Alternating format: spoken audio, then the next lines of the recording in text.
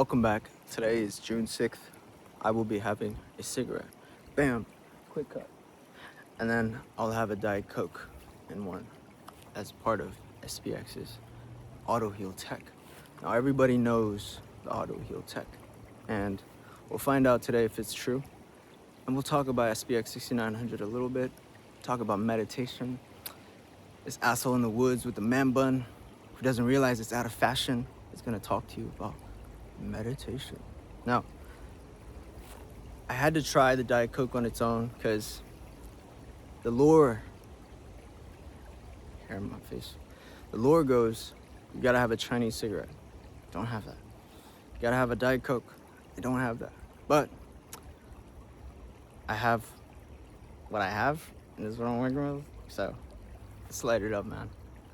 Enjoy a nice buzz from nicotine. I'm not trying to glorify it, but the natives treated it as a special thing, a ceremonial thing, and they treated tobacco as almost like a hallucinogen. And you know, I guess that's kind of how I'm taking it. I swear I can quit anytime. Seriously, let's enjoy one. It's a beautiful day out today. Absolutely beautiful. Little breeze. Really can't complain. I mean, the sick SPX shirt on. Clean. Alright, let's try one. Before I do though, I'm gonna light it up and take a thumbnail. That's what the pros do. So, Newport, Diet Coke. I just had to taste it because on its own I wanted to see what it was like, and then I'll see the combo of it, right? So let's go. My crackhead lighter.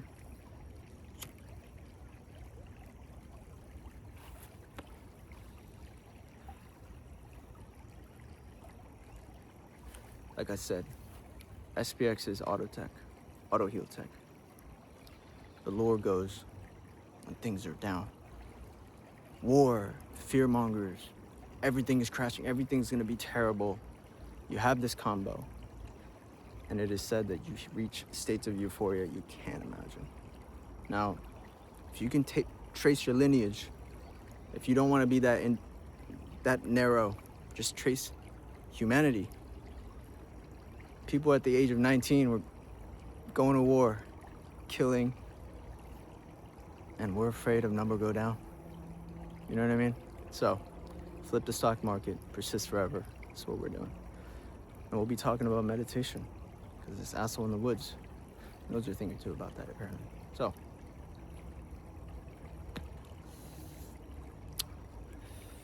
man, a nice menthol it's nice, you know? But I do think I prefer it without the menthol, but it is what it is. Now, if you don't like the taste of stevia, you might not like this. It has about 6 ingredients, so it's a good thing. 0 calories, good thing.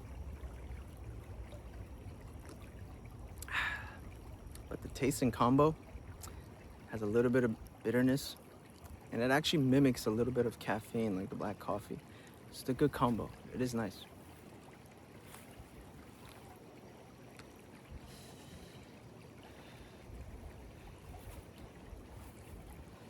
Now, as far as meditation goes, you know, what do we think about when we hear meditation? We think like sitting for 15 minutes, you got an app, playing binaural beats, listening to transcendental guided meditations or what have you.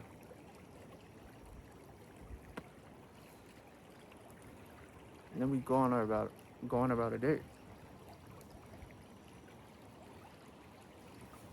Is that really meditation? Rene Descartes, as far as I got exposed to him, all I know about him is that he rejected his senses. He rejected that this could all be a mass hallucination. And the fact that literally he's like, look, man, I don't know if any of these things exist. You know, there's the idea of the simulation theory. And as far as my retarded mind goes, he said, the fact that I can just think I know that there's an entity, a thing, an I, that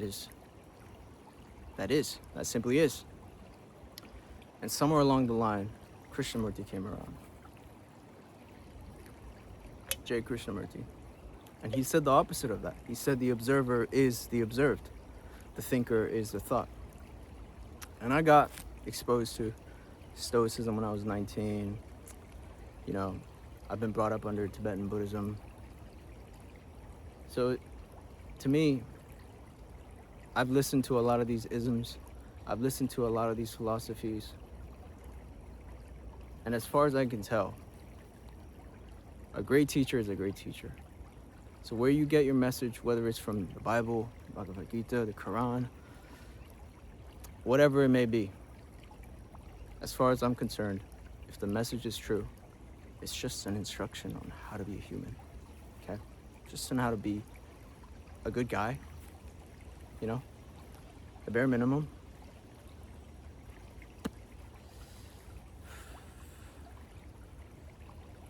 I forgot to take a goddamn thumbnail. Or did I?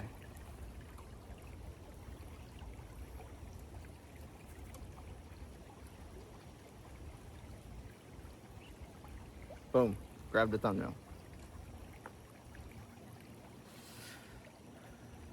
But somewhere along the line, Krishnamurti came around and he said, look, does the thinker, the self, the idea of the me, exist separate from thinking? And in some sense, you know, when you smoke weed, do hallucinogen things, dude, I can't even pronounce it. That's how you know the buzz is hitting me. When Lil Tenzin, aka Tiny Guy, aka Asshole in the Woods with the Man Bun, stutters, that's how you know. Getting a little buzz.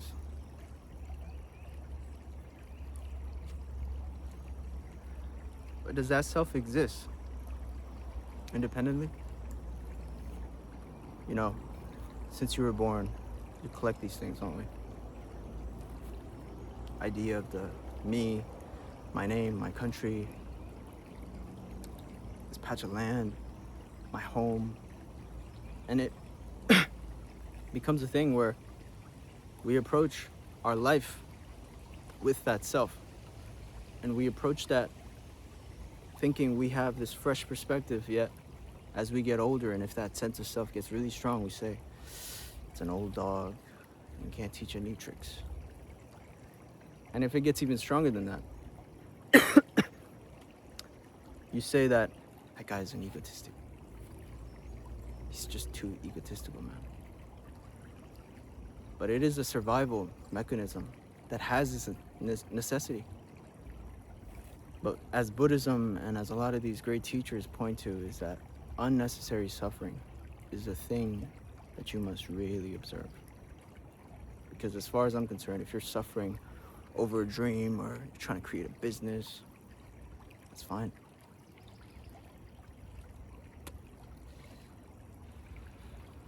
But unnecessary suffering is the only thing that these great teachers can point at. And symbols like words are just things that are pointing at it, right? So even a Roman numeral, a literal word, is a symbol.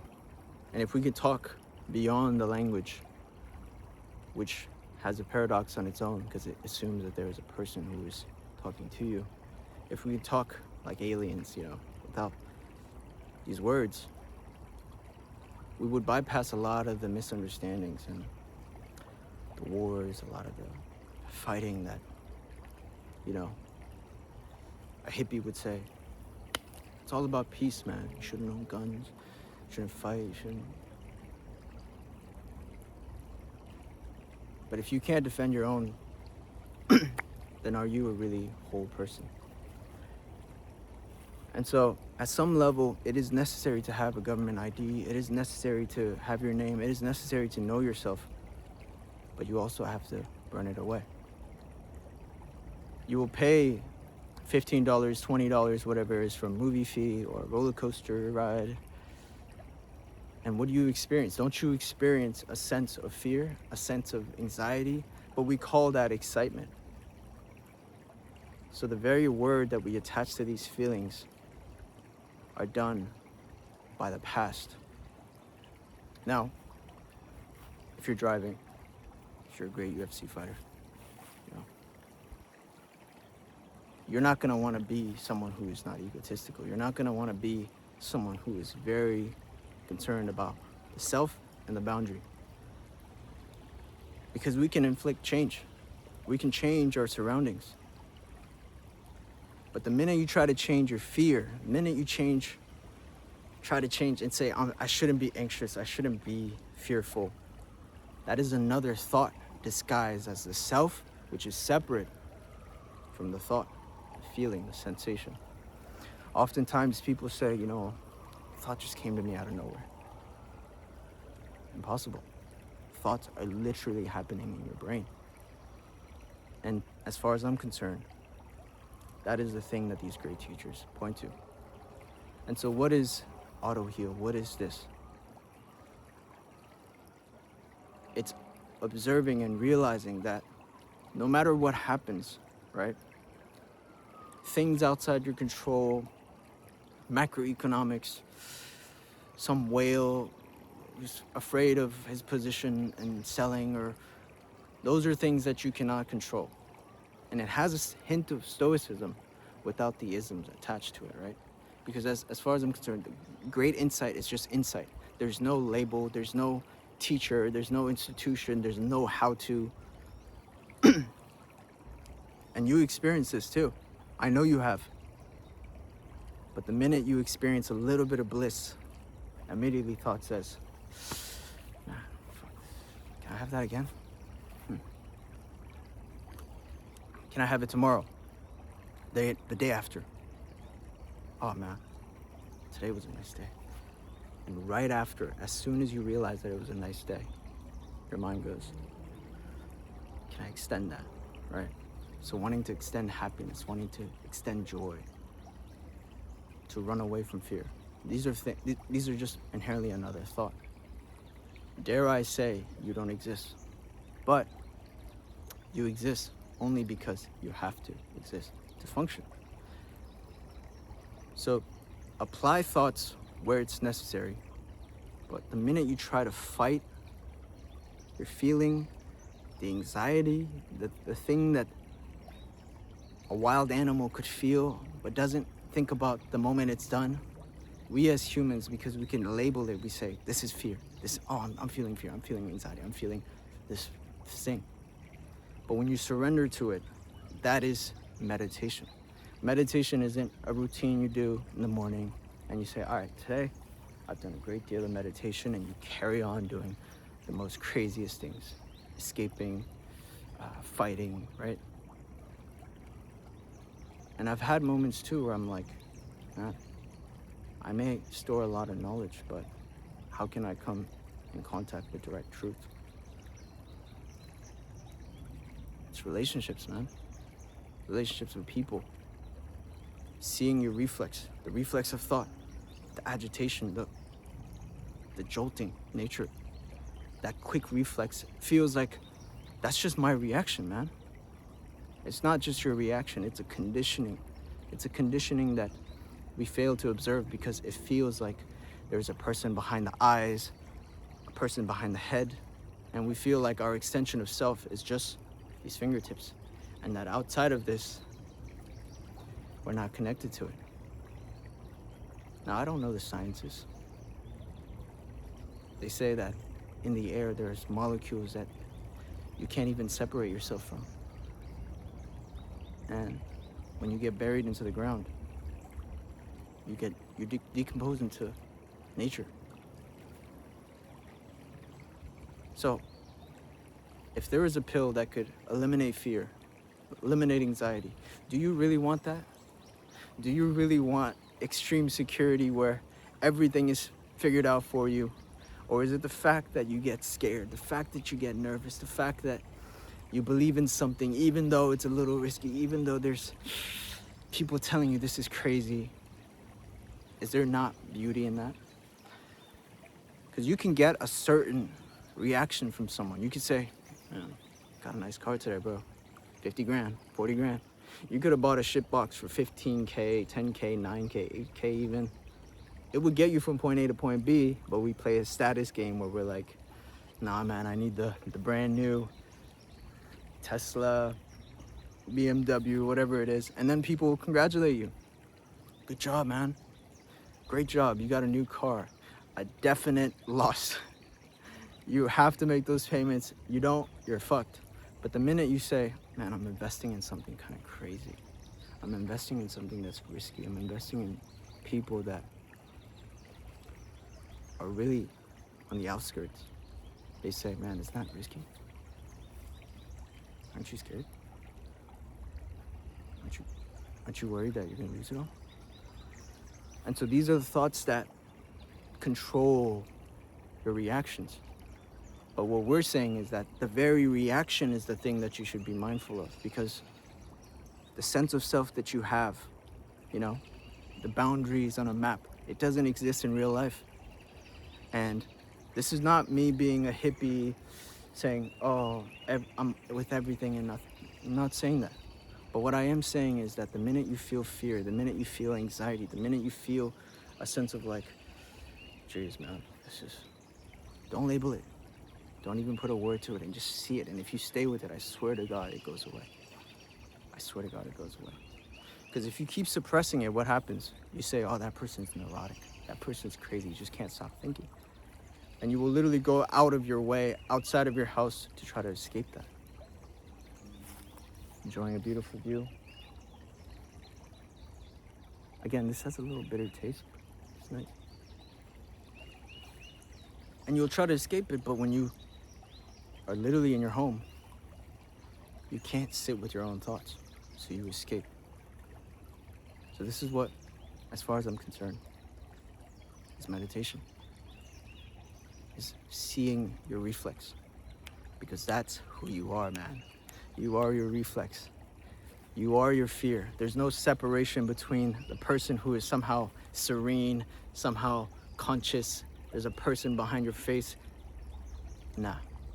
It's just a conditioning that is playing out. And if someone were to wipe your memory, do you exist then? Right. So the beauty of this game called life is understanding that because you're flawed, because you're imperfect, because you feel a ton of fear, you're anxious, it also makes you feel alive, doesn't it? I mean, it's a beautiful day, but it'll snow. It'll get dark. And so the beauty of meditation, the art of meditation, right? I don't mean art in a sense of poetic, romantic, profound kind of way. I mean putting things in their proper place. A great painter knows just the right amount of paint. Not too much, not too little. A right amount of contrast. A great person who can make the most delicious food. They know the right amount of contrast to give you. But you don't need to put this under a label and says, this is this kind of ism and this is. Reject ideologies and just observe. And if you observe, you realize some things are inevitable, like flipping the stock market, SPX6900, and peace is also inevitable. Because you don't want to be a person who is just senile and just a zombie, right? It's good to feel alive, man. It's good to feel, afraid. Good. It's a good thing. But if you knew that it was a good thing, it wouldn't be fun, would it? So you really need to feel like it's over. You really need to feel like, oh man, I fucked shit up. Oh man, I made this mistake. So in every religious text, there is this essence of forgiveness, right? That's why Christianity was so powerful. It's like, if someone hits you, turn the other cheek. It's a strong message, man. And so that the message of SPX6900, persisting forever, you realize that game is broken, rejected. Don't go into gambling. Don't go into all these things because you're gonna lose, man. You're against forces that you can't even imagine. And in the same way, in your mind, when you're fighting your anxiety. You're trying to say, I shouldn't be anxious. I need to wear myself out to be at peace. It's another battle that you're just fighting in your head. So, Krishnamurti and David Bohm, I've listened to their long discussions, and they go deep into this. And follow me if you will. The person that is observing, right? The person that is seeing life, you can apply the right amount of thought to certain things. But the minute you do, and the job is done, don't be thinking, and what will I become? Will I be a great person? Will I be admired? Will I be this? It's another thought. And so dare I say, I don't exist. You don't exist. But existence is. So observe. Stay with it. Surrender. Let it burn you. Because it's not as terrifying as you make it to be. Because thought, however powerful, however much of a tool it is, you can't just keep banging on a nail if you just need a screwdriver. You can't just keep using that hammer again and again and again, right? You don't know enough to be worrying, as I forget the name.